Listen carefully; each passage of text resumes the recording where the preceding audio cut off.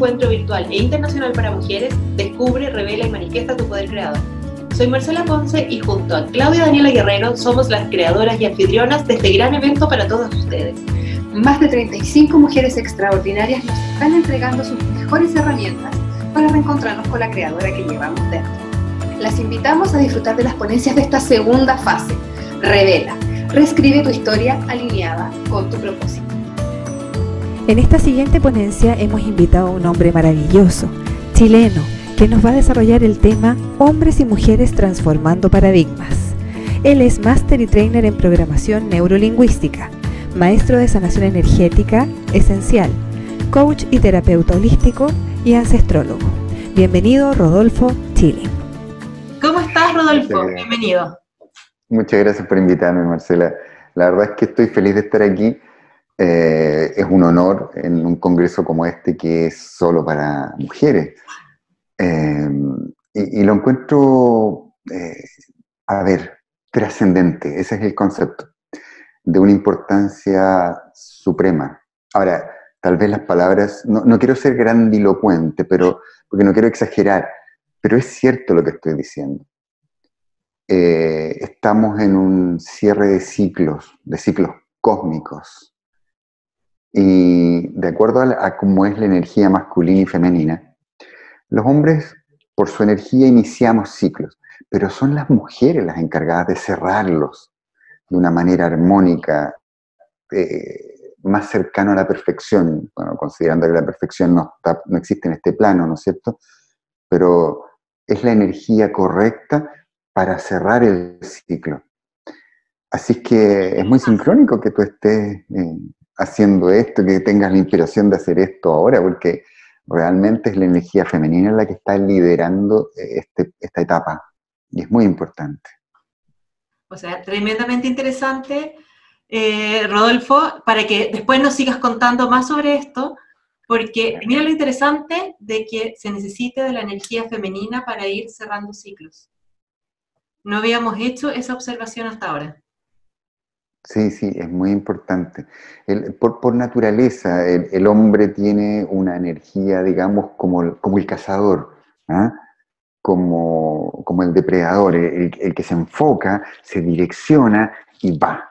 Es toda la energía direccionada en una sola línea. Muy eficiente para iniciar, para abrir, pero a uno se le pasan cosas. Hay cosas que no ve, porque está enfocado allí. El cazador no le quita el ojo a la presa, ¿te fijas? Esa es la energía yang, masculina. La energía yin, femenina, es una energía circular, es una energía envolvente, es una energía, y la conciencia se mueve de ese modo también. Entonces la mujer va y observa y analiza y ve todas las implicancias y mira alrededor y ve lo que ocurre y lo que podría llegar a suceder y lo que podría estar conectado, y después da un paso, pero no necesariamente da un paso en aquella dirección, porque está viendo las otras implicancias. Esto a nosotros como hombres nos complica mucho, nos resulta muy difícil. ¿Ah? Pero ¿por qué no vas al grano? ¿Por qué no dices lo que tienes que decir? ¿No es cierto? Son cosas típicas entre hombres y mujeres. Porque la mujer está viéndolo todo. Está interrelacionando, interconectando todo. Es como el juego del ajedrez, donde la mujer se anticipa 4 o 5 jugadas y por lo tanto está viendo un mar de posibilidades. Entonces toma acción y decisión no en forma directa al grano, sino que en función de todo aquello. Eso, retomando con lo que te estaba diciendo hace un momento de los cierres de ciclo, es muy importante. Imagínate el tejido de la vida, el tejido universal. El hombre, cuando va en esa actitud y con aquella energía, muy importante para abrir, ¿no es cierto?, para hacer espacio, para posibilitar el avance. Sin embargo, en este tejido vamos dejando puntos sueltos, ¿verdad? Y en cambio, la energía femenina lo que hace en el cierre del ciclo es ir tomando todos aquellos puntos sueltos. Y eso para finalmente cerrar en perfección. Claro, y eso tiene mucho que ver con lo que está pasando hoy, sin duda. con todos los movimientos feministas, con todas las mujeres que están en la calle, con todo este vuelco de la energía. Sin duda que sí. Ahora, sucede, esto en algún momento tiene que tender al equilibrio, Sí, claro.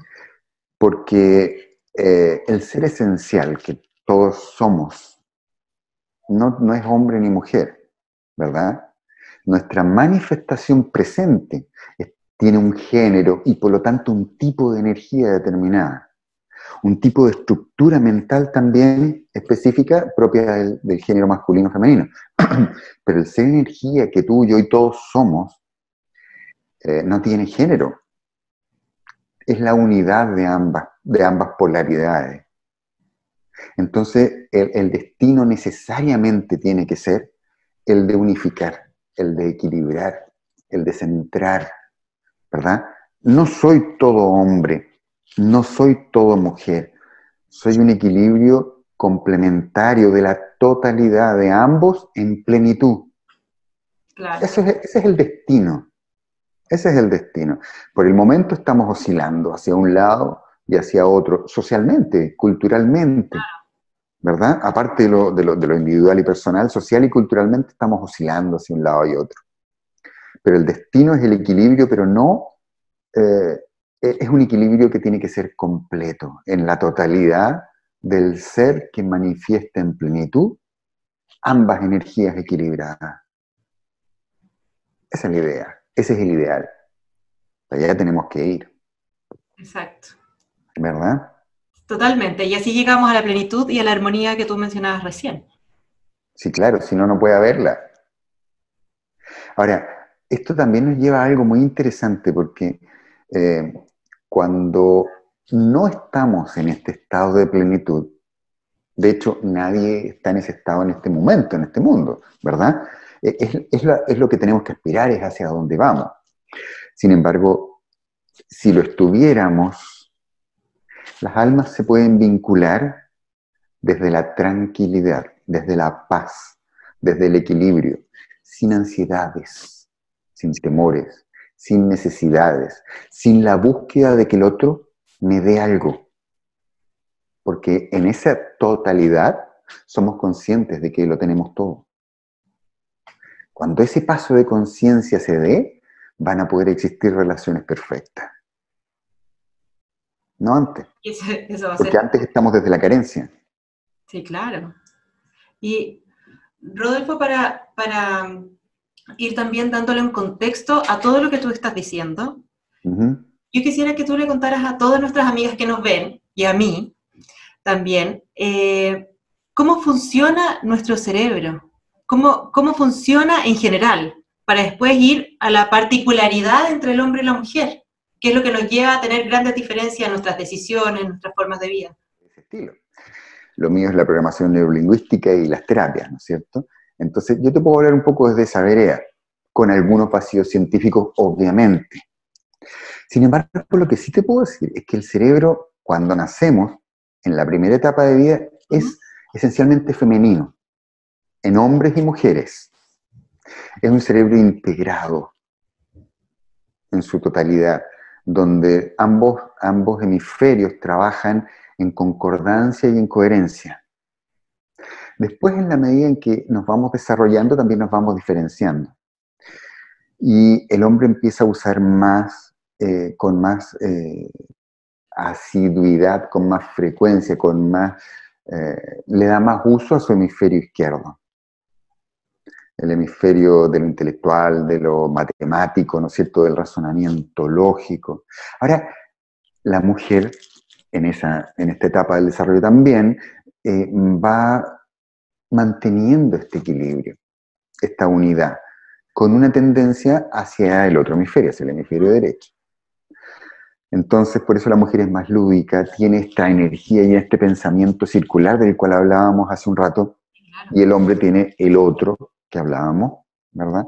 Debido a esto. Ahora, no es que nosotros no usemos el otro hemisferio, el derecho, lo usamos, pero mientras la mujer está usando ambos, el hombre alterna uno, otro, a una velocidad enorme, ¿verdad?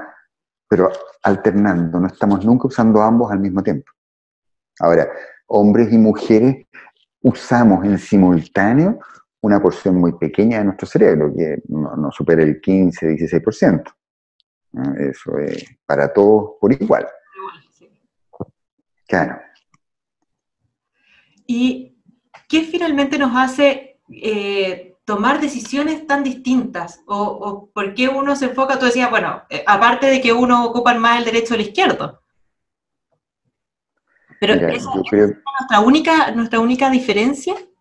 No, definitivamente no. No es la única. ¿Qué pasa? Los seres humanos tenemos programas mentales que gobiernan a otros programas. Estos se llaman metaprogramas. ¿Ya? Ahora, tanto los programas mentales de desarrollo y que nos permiten desenvolvernos en la cotidianidad, desarrollar nuestras estrategias cotidianas, digamos.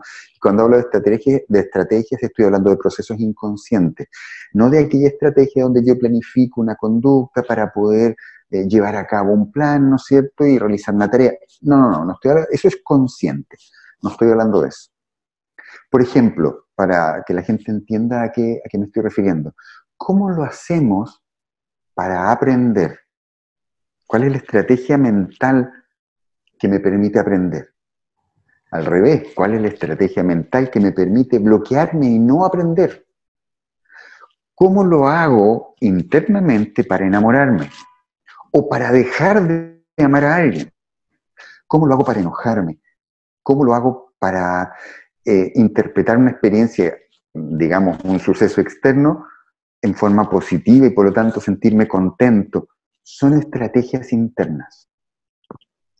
Cuando yo tengo una neurología orientada al hacer en forma directa, así como estratégica, como el cazador, como decíamos delante, eso como estructura básica, entonces, todos los programas mentales están al servicio de esta esencia natural.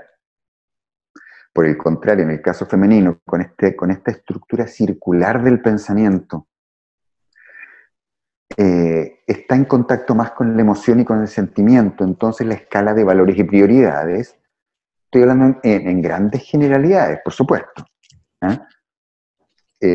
tiende a ser más orientada hacia el sentimiento que hacia el intelecto, como lo es en el caso masculino.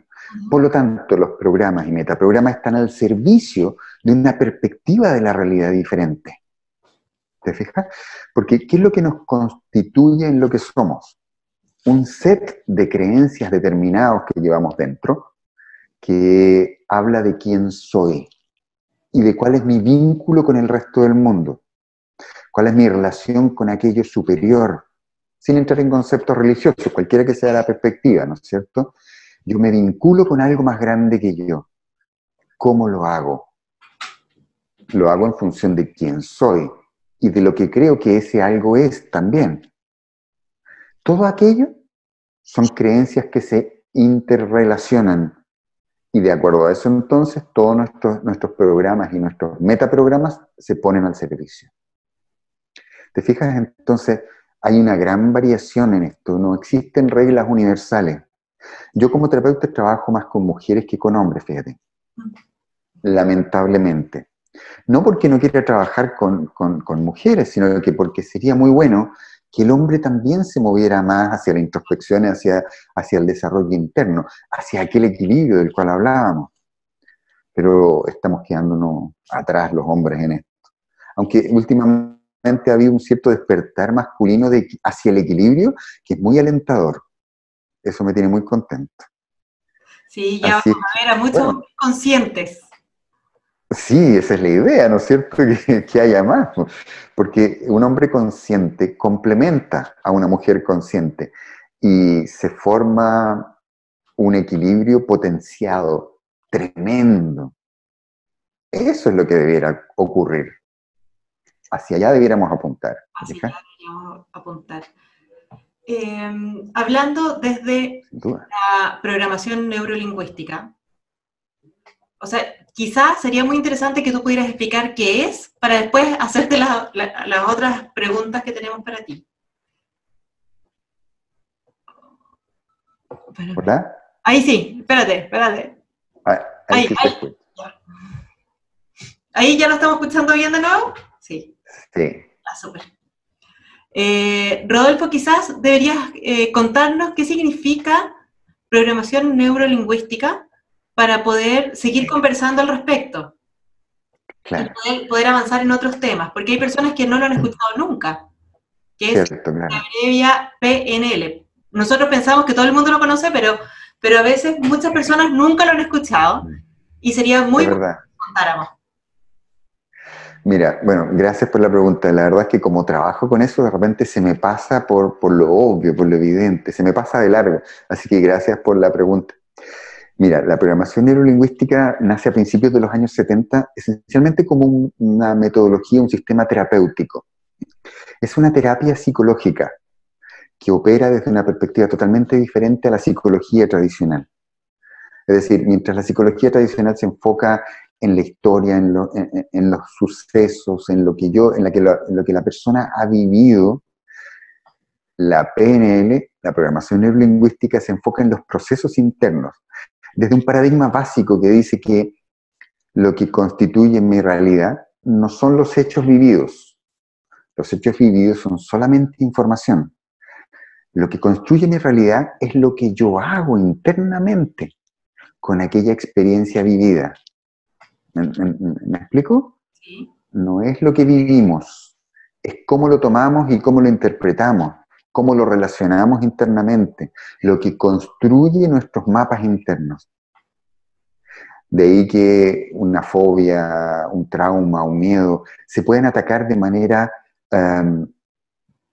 subjetiva, podríamos llamarlo, o abstracta, mejor dicho, abstracta, eso queda más adecuado, porque no nos vinculamos a la experiencia que le dio origen al trauma, sino que analizamos el proceso interno realizado por esa persona para poder convertir la experiencia en un sufrimiento, en un trauma, en un dolor. Y entonces modificamos la estrategia interna, como decimos siempre técnicamente hablando, le rompemos la coherencia a la estructura que nuestra mente ha creado y el trauma deja de existir automáticamente. Mira qué interesante. Por eso que es tan rápido. Es muy rápido. Y es muy eficiente, por esa razón. ¿Te fijas?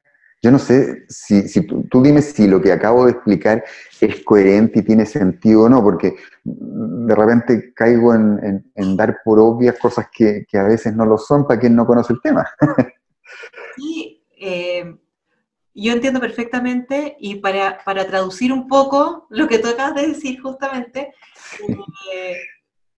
básicamente la realidad se construye dentro de nosotros con a través de nuestras creencias, nuestra educación, todo lo que nos enseñaron nuestros padres, lo que nos enseñaron nuestros abuelos, lo que vivimos nosotros, y por lo tanto, lo interesante de eso es que todos tenemos una visión de la realidad distinta.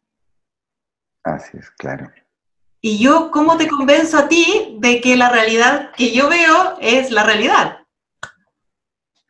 Mira, lo más claro sería, sabiendo esto que tú acabas de decir, esto debiera estimular la tolerancia en todos nosotros, entendiendo que la percepción que la otra persona tiene de la realidad, así entre comillas, es diferente a la mía. Claro. Ahora, tú muy bien lo dijiste, somos el producto de una herencia cultural. Ya el lenguaje por sí mismo nos está entregando una perspectiva, una forma de procesar la realidad. Ahí nomás tenemos una estructura determinante que nos condiciona. Ahora, si tomamos adicionalmente a eso la historia familiar, hay círculos de influencia que nos van condicionando. Y el más poderoso es la familia. De hecho, lo llevamos en nuestros genes, literalmente. El 75% de nuestra genética es una verdadera grabadora cuántica que registra información. Entonces, ¿qué se graba allí? Estrategias de supervivencia, básicamente.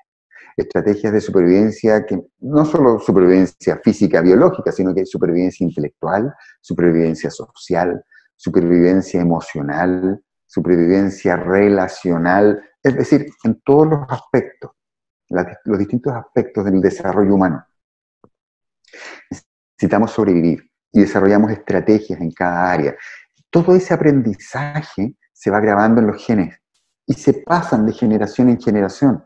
Entonces, antes se pensaba que un niño al nacer venía con el disco duro prácticamente vacío, excepto por lo que alcanzó a registrar durante el periodo de gestación, ¿verdad? Esa era la creencia antes, pero ahora, con el estudio de la epigenética, que estudia justamente esto que estamos hablando, se sabe entonces que traemos con nosotros una serie de programas de supervivencia que van a empezar a actuar en forma automática según los estímulos del medio. Van a generar respuestas, pero no son las mías, todavía no las he creado yo. Cuando recién nacemos, cuando somos pequeños, ¿cierto? Son las respuestas de mis padres, de mis abuelos, de mis tatarabuelos, en fin, de la familia. Y la llevamos literalmente en nuestros genes. ¿Te fijas? Es tremendo. Entonces, no venimos en blanco, traemos un montón de información. ¿Y qué pasa con esa información cuando vamos creciendo? Mira, todo depende de lo que decidamos hacer.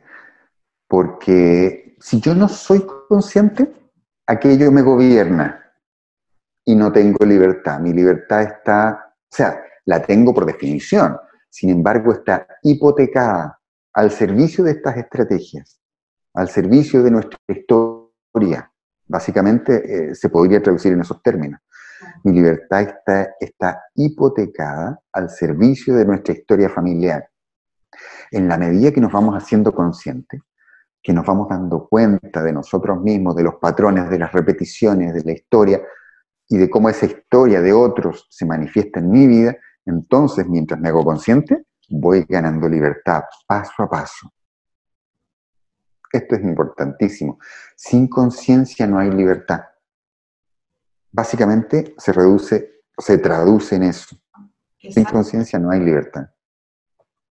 Y sabes, algo que me queda dando vuelta también es para las mujeres, bueno, en general para todos, pero específicamente pensando en nosotras las mujeres, que muchas veces tratamos de imponer nuestra realidad a otros, incluidos nuestros hijos, para los hijos. Lo sutil que puede ser lo que tú dijiste, que cada realidad es tan particular, porque depende tanto de la historia personal, de nuestra vivencia, de nuestro nivel de conciencia, le agregamos ahora también, que aún más si nos enfrentamos a un hombre, pareja, o un jefe, un compañero de trabajo, lo difícil que es llegar a un acuerdo o llegar a entender, porque finalmente, ¿qué estrategia podemos ocupar con esas personas para que llegar a explicarles o tener una visión similar? En realidad yo pienso que el ser humano no necesita tener la misma visión unos que otros. No necesitamos unificar perspectivas, necesitamos hacer crecer nuestra tolerancia, fíjate. Eso es lo que yo creo. Ahora, yo trabajo con el lenguaje como una de las herramientas, ¿no es cierto? Y tú ocupaste la palabra enfrentar. Si tú me permites, yo te sugeriría que usáramos otra, porque enfrentar ya habla de enfrentamiento, ¿verdad? Claro, ya hay mucho de eso. Necesitamos interactuar armónicamente unos con otros, desde la máxima tolerancia. Hoy día vi un pequeño video en internet que justamente me dejó un concepto muy importante. Hablaba de que cada vez que nosotros vemos un gran conflicto es porque estamos ante la oportunidad de ganar, a ver cómo explicarlo con claridad, porque se me escapan las palabras que escuché, pero la idea es, cada vez que estoy ante un gran dilema en mi vida, ante un gran conflicto, enfrentándome a mis temores, a mis inseguridades, es porque toda la energía de la vida me está dando justamente en ese instante la oportunidad de lo contrario, de revertir todo aquello con toda la potencia y con toda la fuerza. En otras palabras, mientras más malo es la situación, más grande es el éxito potencial. Esto es una perspectiva simple, pero la verdad muy poderosa, porque toda aquella energía, llamémoslo energía positiva y negativa, aunque solo es válido para el ejemplo. Yo no trato de evitar los conceptos de negativo y positivo en general, no me gustan mucho. Creo que son reduccionistas. Y eso no es muy positivo. Sin embargo, no es muy bueno. Creo yo que para el ejemplo sirve. Entonces, cada vez que estoy enfrentado a algo que para mí es muy malo, estoy en un momento crítico donde las posibilidades de desarrollar la virtud opuesta, la habilidad o la capacidad opuesta, son gigantescas. Entonces, es como para tomar esa oportunidad en lugar de huir. ¿Te fijas? Porque el ser humano tiende naturalmente a huir del dolor y a buscar el placer.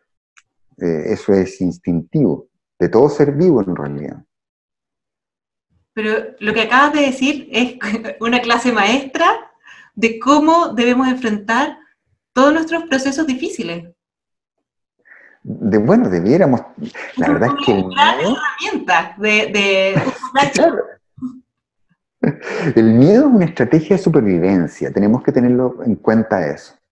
Y las estrategias de supervivencia tienen como único destino la supervivencia. Pero paradójicamente, cuando la estrategia de supervivencia está activa en su grado máximo, garantiza que no vamos a alcanzar la felicidad. Mira qué loco. La supervivencia sí, la felicidad no. Entonces necesitamos elevar nuestra conciencia hacia otro plano de percepción de nuestra realidad y dejar de vivir en esta conciencia de carencia, de escasez, de desconexión y de miedo.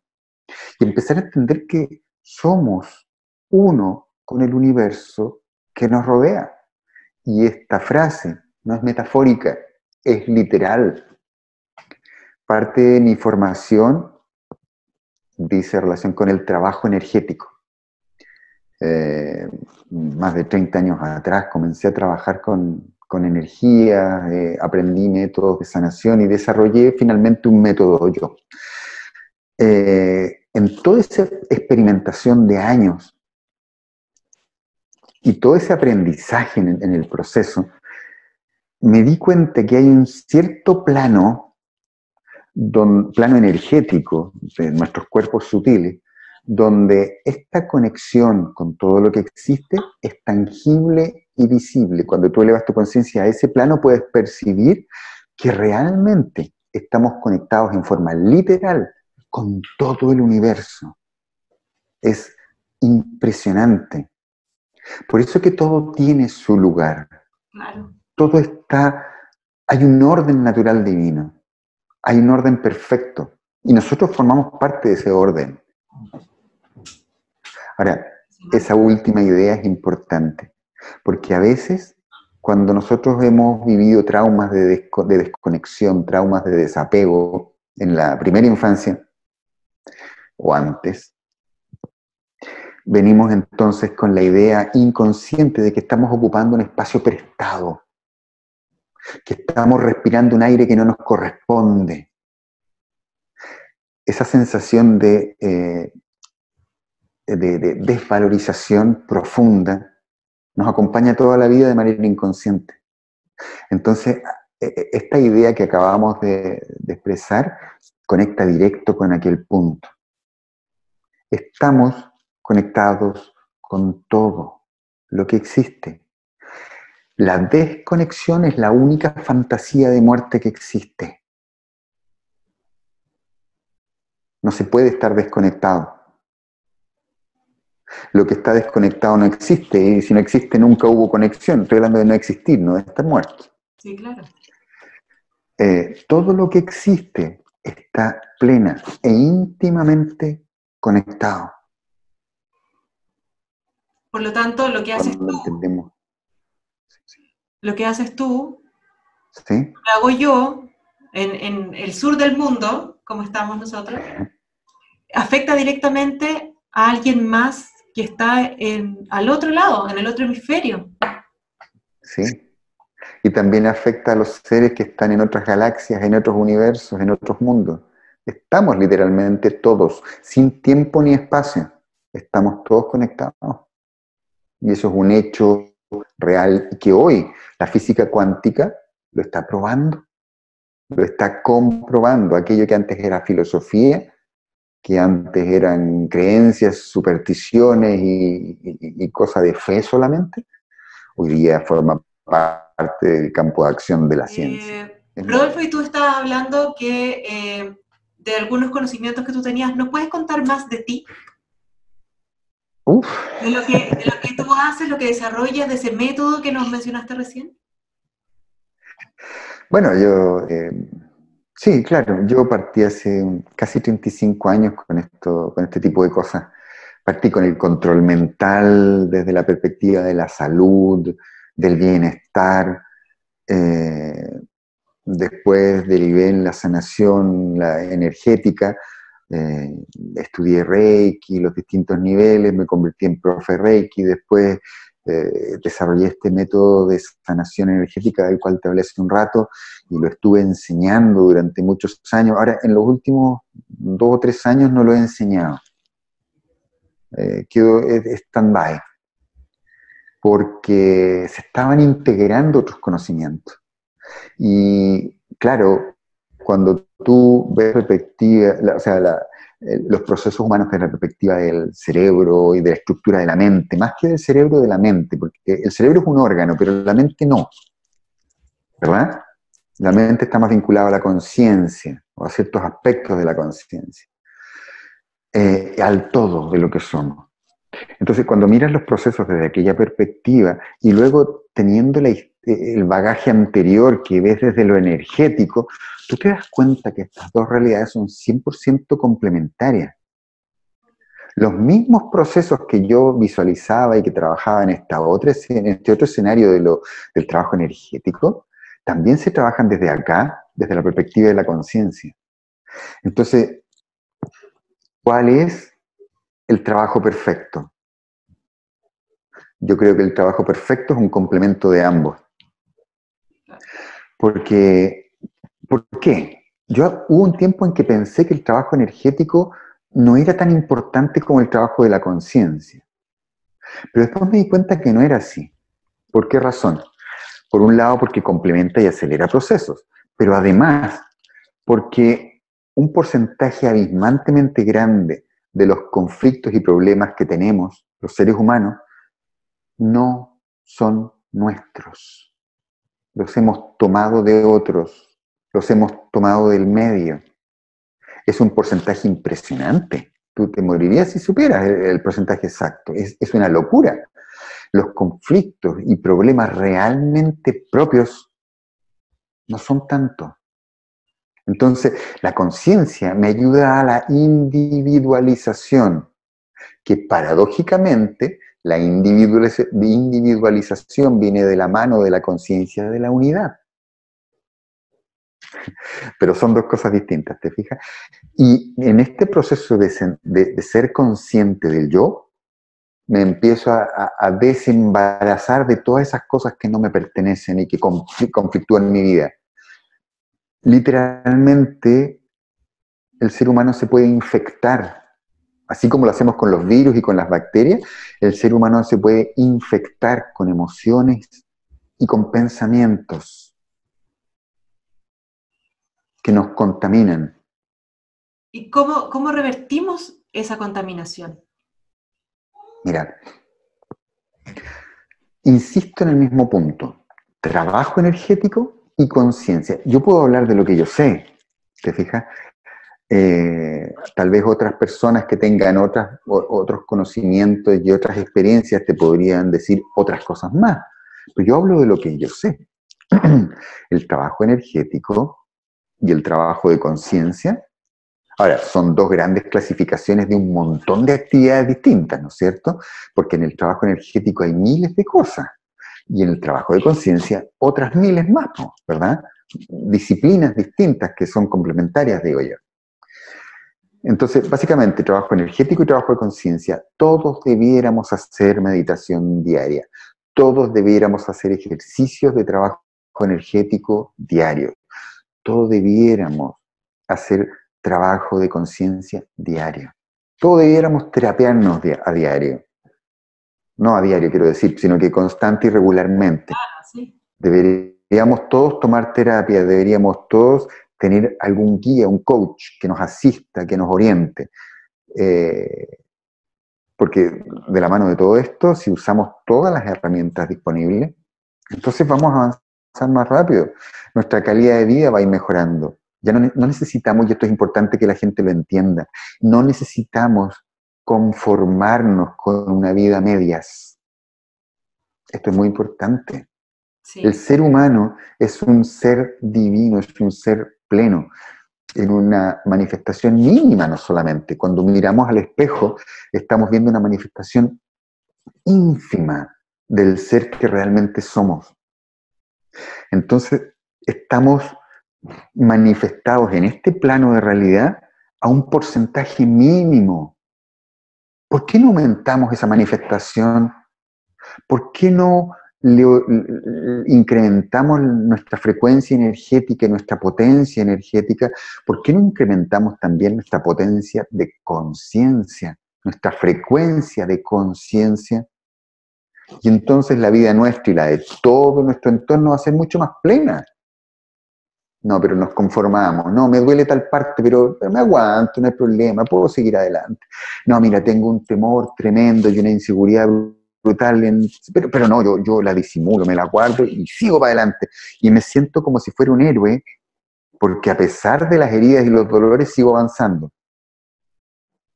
Yo sé que esto de repente es fuerte y puede ser incluso ofensivo a mucha gente que se siente orgullosa de justamente esto que estoy hablando.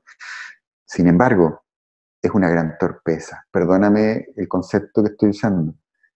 Si somos seres divinos, literalmente hablando, vivir en forma tan mínima es una aberración.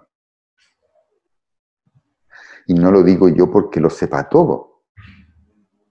Yo estoy avanzando igual que todos los que nos escuchan. Cada uno avanza en la medida que puede, en el ritmo que puede. Pero no hay que conformarse. No hay que aceptar las limitaciones. El ser humano no debiera tener limitaciones. ¿Cuál es el destino de la humanidad? ¿Cuál es el destino final de todos nosotros? Elevarnos hacia esferas superiores. Y para eso hay que dejar atrás las limitaciones, pero ¿de verdad? Entonces, claro, alguien que escucha podría decir, claro, sí, eso es muy lindo, pero no es práctico, tengo problemas económicos, tengo problemas familiares, estoy enfermo.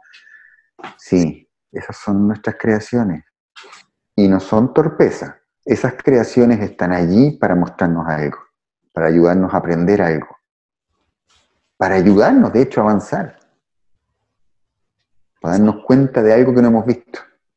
Exacto, o sea, lo que tú estás diciendo es muy interesante para las personas que nos ven y que puedan llevarlo a ese plano práctico. Efectivamente, todas esas quejas constantes de la vida que tienen o que tenemos todos es parte de nuestra creación. Y de la misma manera tenemos la posibilidad, y esa es la buena noticia, de revertirla. Claro, claro.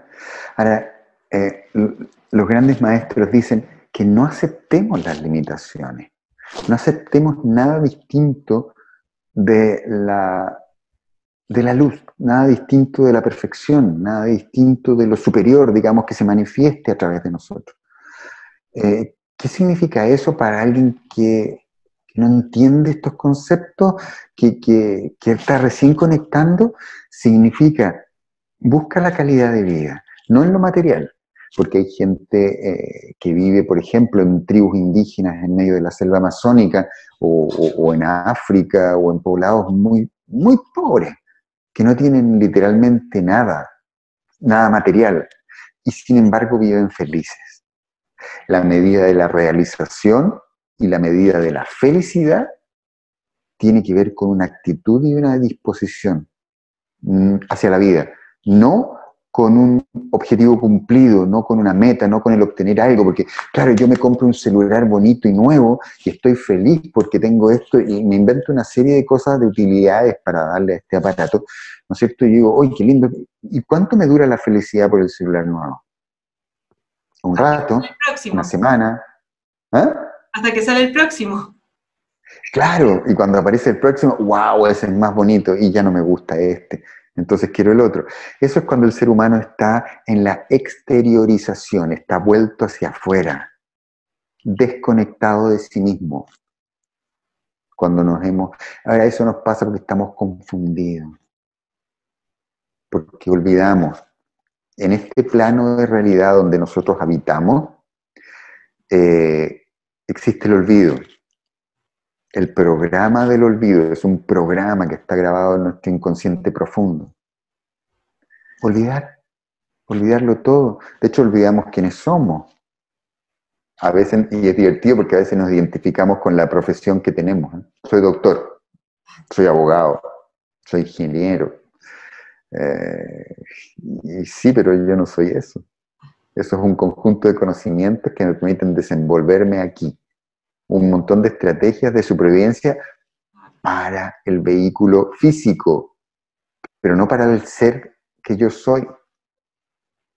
Es muy loco eso. Exactamente. Y mucha gente vive en eso.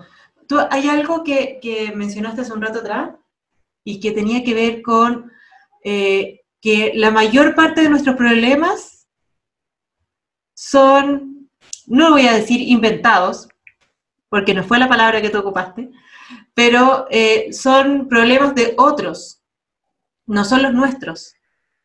¿Cómo podemos enfocarnos en eso? Porque los nuestros los podemos resolver, los de otros no los podemos resolver, necesariamente. No, es que realmente no son de otros, los hacemos nuestros. Claro. También esto conecta con otra idea que te dije, que es esto de que podemos infectar la mente y el corazón de otra persona con ideas y con emociones, ¿verdad? Una emoción mía que llega a conectar contigo se hace tuya, aunque no sea tuya. Si tú conectas con mi emoción, entonces la haces tuya. Así de simple. Es así como tan simple como nos vamos cargando. Mira, el ser humano es un receptor, un emisor y receptor electromagnético, conectado a una especie de web, de internet universal, humana. Es una malla creativa humanidad. El ser humano conectado a esta malla está constantemente subiendo y bajando información. Y de allí viene todo esto. Imagínatelo de otra manera, como si fuera una nube densa de humo, como la nube de smog que contamina las grandes ciudades. Imagínate algo así, más denso, y que conecta a todos, porque estamos todos conectados. Entonces, este punto de estar plenamente conectados, desde la perspectiva que estamos analizando ahora, nos juega en contra. Mira, Jean-Pierre Garnier, ¿ubicas a este científico francés? Es un físico él. Se ha hecho muy famoso últimamente. Jean-Pierre Garnier Mallet, un físico, insisto, es un científico duro, no es un metafísico, no, es un científico. Él habla de la teoría del desdoblamiento del tiempo. Una de las cosas que él dice es que cada vez que tú piensas, bueno, aquí hago un pequeño paréntesis, desde la perspectiva de la programación neurolingüística, pensamiento y emoción conjugados generan una creación, ¿ya? Desde la perspectiva de algunas corrientes metafísicas, y yo ya no hablaría de metafísica, sino que hablaría un poco más de la física cuántica. La emoción es el vehículo, es el idioma del universo, el sentimiento. El pensamiento le da una estructura al sentimiento, pero es el sentimiento el poder creador, ¿ya? Entonces el ser humano, como ser creador, cuando piensa y siente, genera una creación inmediatamente. Lo que dice Garnier es que esa creación va a ser lanzada al universo. Él no habla de la Maya, pero complementando con los otros conocimientos, sabemos que esa creación sale y es puesta en la Maya. Entonces, esa creación tiene una frecuencia energética específica, vibratoria, ¿ya? Por ejemplo, si he creado desde el miedo, no sé, pues pensé, uy, qué susto, es tarde, tengo que salir y me pueden asaltar, por ejemplo. Esa es una creación de muy baja vibración. Y yo, en un instante, lo pensé, sentí ese miedo, aunque sea una fracción de segundo, y ya es una creación que yo he tirado a la malla. Mira qué terrible. Entonces, esa creación tiene una frecuencia vibratoria determinada, específica, de un miedo determinado. Si yo mismo, o tú, o cualquier otro sintoniza por frecuencia vibratoria, sintonía de frecuencias, con esta creación, entonces la toma, la baja de la malla y la vive. Mira qué terrible. Sí. Entonces, mi creación puesta en la malla será vivida por mí o por otra persona que sintonice con esa frecuencia. Mira qué tremendo. O sea, tenemos que Entonces, preocuparnos de cambiar esa vibración. exacto, la única forma es elevar nuestra frecuencia vibratoria.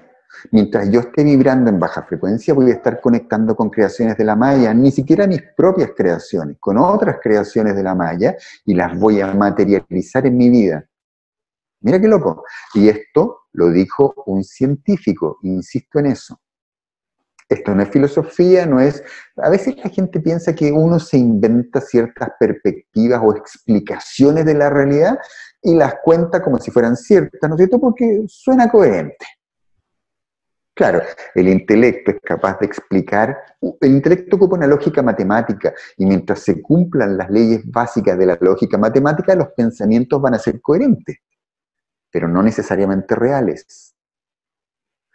Dejando eso de lado, esto otro que estamos hablando de la Maya, de las creaciones humanas, es una realidad que hoy está probada por la ciencia. Hay que leer a Jean-Pierre Garnier Mallet, este científico francés, y muchos otros. Si tú buscas estudios científicos que hablan de la física cuántica, desde la mirada de la física cuántica, esto está comprobadísimo.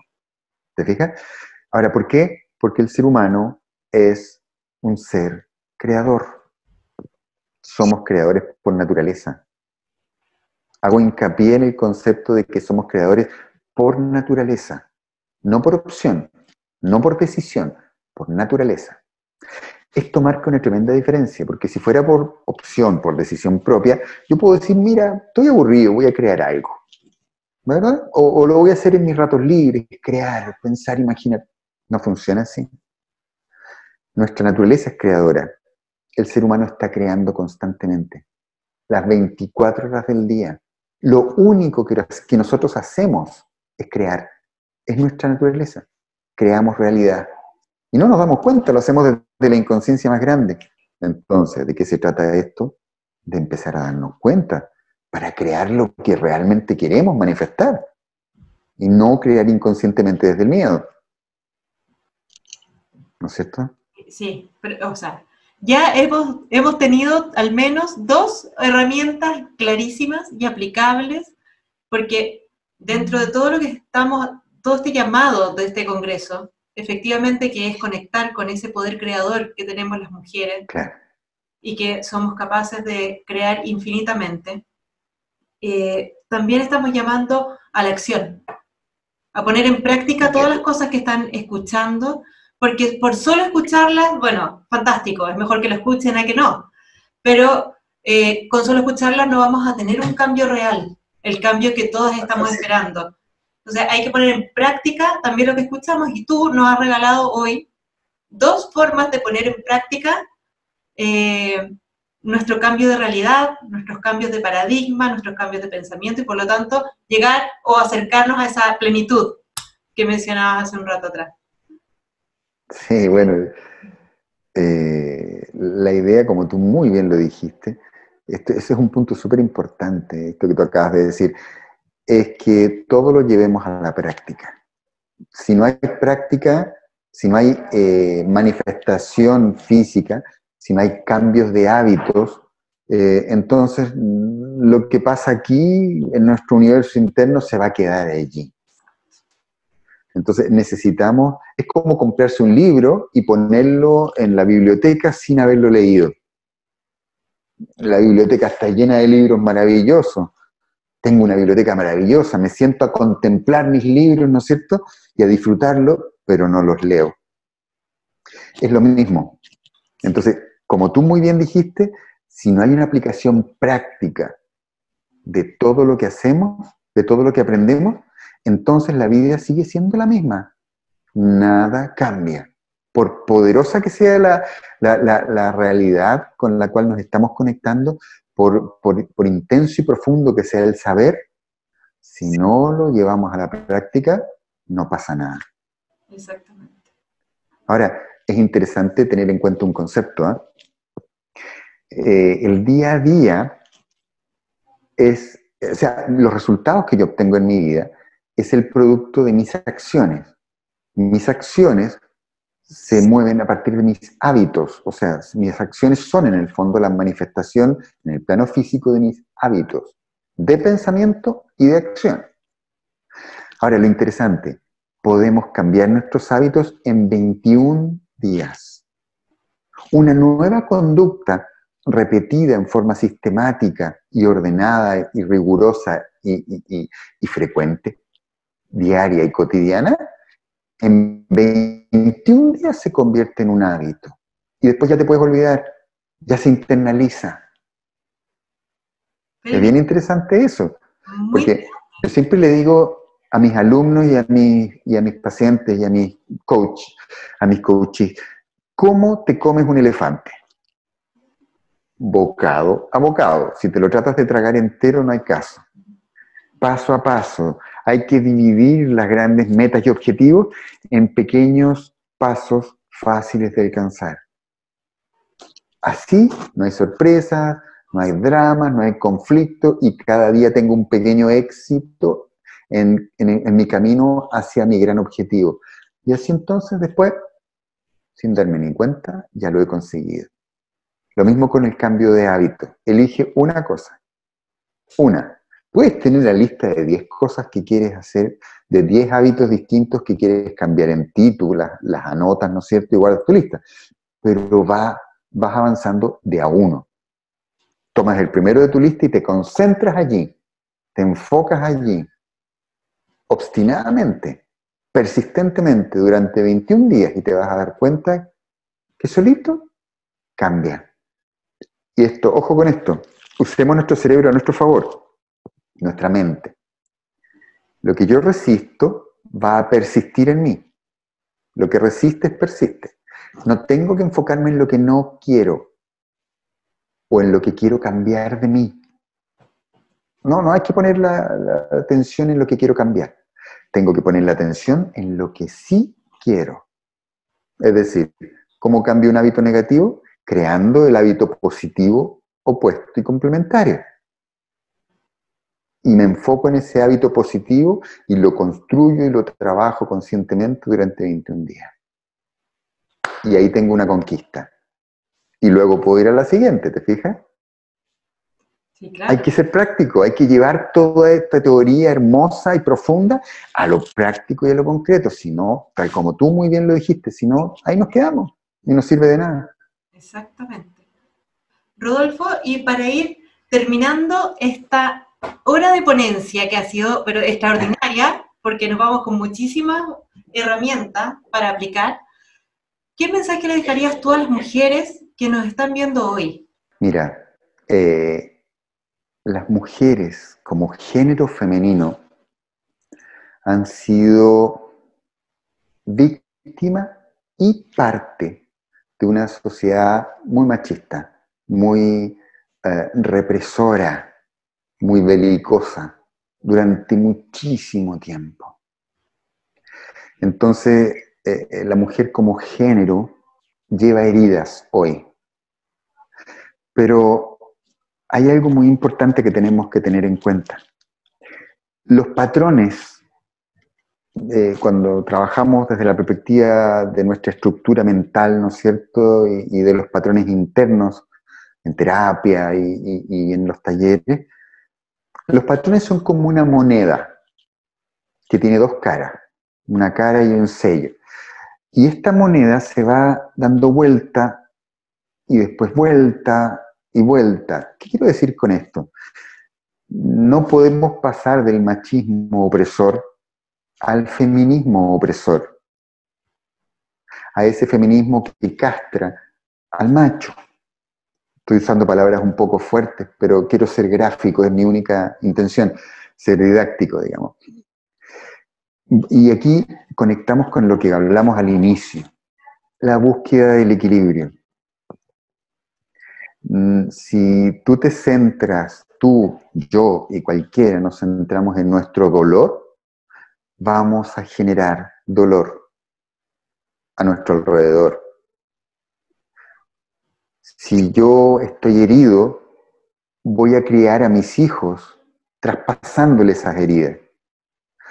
Yo practico desde hace alrededor de 6 años que estudio y trabajo con ancestrología. La ancestrología estudia la influencia de la historia de mi familia en mi vida. De aquí este tema de los patrones, de la epigenética, de la herencia familiar que hablábamos. Entonces, ¿qué pasa? Cuando hablemos, yo siempre hablo en primera persona cuando se trata de conflictos y de problemas. Cuando yo tengo un trauma, cuando yo tengo una herida importante y no me hago cargo de esto, no logro hacerlo consciente y no logro sanarlo, sí o sí lo voy a pasar a mis hijos. Ellos van a heredar ese patrón, van a heredar la herida, por imitación o por oposición. Acuérdate, el patrón tiene dos caras igual que una moneda, por imitación o por oposición, pero se lo heredo a mis hijos. Y entonces el dolor y la herida se perpetúan a través del tiempo. Entonces, retomando, ¿qué mensaje le puedo dar a las mujeres? Las mujeres están sosteniendo la vida constantemente. Constantemente. La sostienen, la contienen, la mantienen y la pasan. Entonces trabajen en ustedes. Esto no significa que nosotros los hombres no tenemos que trabajar en nosotros, pero me pediste un mensaje para las mujeres, ¿no es cierto? Trabajen en ustedes para que esa vida pase cada vez un poco más limpia a sus hijos, hombres y mujeres, ¿verdad? Preocúpense de lo que dicen y de lo que hacen. Busquen la coherencia, busquen elevar su frecuencia, busquen elevar su conciencia, porque todo eso se lo pasan a sus hijos. La mayoría de las mujeres dice, todas las mujeres que yo he escuchado dicen, yo quiero que mis hijos sean felices, por eso me sacrifico por ellos. Pues bien, detrás de esa idea hay un tremendo error. Los hijos aprenden de sus padres lo que ven, no lo que escuchan, lo que ven. Es decir, muéstrale cómo ser feliz. Si tú le muestras sacrificio, tu hijo aprende sacrificio. Muéstrale la felicidad, muéstrale el camino. Sé feliz para que tus hijos sean felices. Eso podría decir. Qué bello. Muchísimas gracias, Rodolfo, por estar con nosotros, por compartir. Ha sido un honor. Cosas, estaríamos aquí horas conversando. Sí. Muchísimas gracias, de verdad, por estar con nosotras, por haber compartido tantas cosas. Muchas mujeres van a llegar a esa vibración, van a llegar a lo que tú dices y van a poder aplicarlo también, así que te lo agradecemos infinitamente. Y a todas nuestras amigas que nos están viendo, las redes sociales de Rodolfo están abajo de esta entrevista y los pueden contactar también a través de ellas y hacerles todas las consultas que ustedes quieran. Encantado de responder todas las preguntas, de ayudar en todo lo que sea necesario. Ese es mi trabajo. Muchas gracias, Rodolfo. Un abrazo y nos estamos hablando. Un abrazo muy grande. Muchas gracias a ustedes y que tengan un gran éxito. Muchas gracias.